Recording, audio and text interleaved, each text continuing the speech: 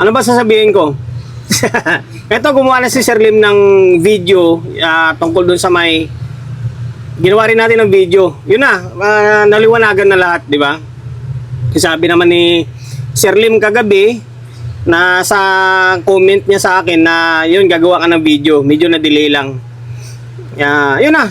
Yun lang naman eh. Yun lang naman talaga yung nahantay natin. Yung kasagutan lang. Although, si Sir Lim lang talaga yung, kumbaga si Sir Lim lang yung umako dito eh.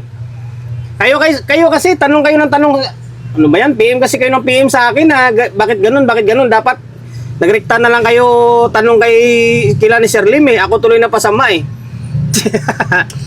Diba, pati nga ako kung kulang na lang, murahin nila ako eh. Sa totoo lang eh. Na although, nagtatanong na naman tayo. Pero yan naliwanagan na tayo lahat.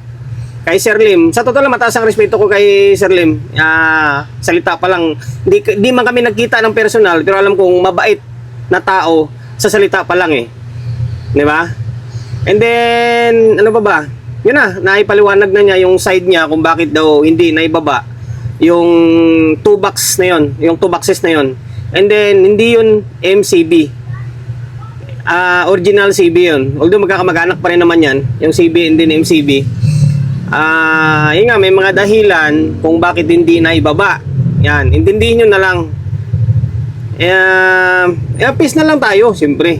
Magkakaiba man ng box na gusto natin, gusto nyo, isa pa rin naman yung larangan or yung nun eh, yung adikain eh, na sumikat and then yung mapalaganap yung sound industry ba, di ba? Ganun talaga. And then normal din naman yan yung sa bangayan kasi halos lahat naman ng boxes eh, may bangayan eh. Diba, bangayan eh. Normal lang naman yan, mas maganda nga na papag-usapan eh. Minsan kasi yung mga fans lang, parang kulang na lang is magkakasakitan. Di ba? Na ako, sanay naman na ako dyan.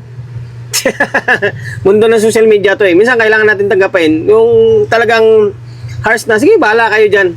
And then sa mga nagsasabi sa akin na nagbago na ako, nagiging iba na yung gali ko, mayabang, bahala kayo, nasa sa inyo na yan kung ano isipin nyo. Basta kung ano ako dati, yun pa rin naman ako ngayon.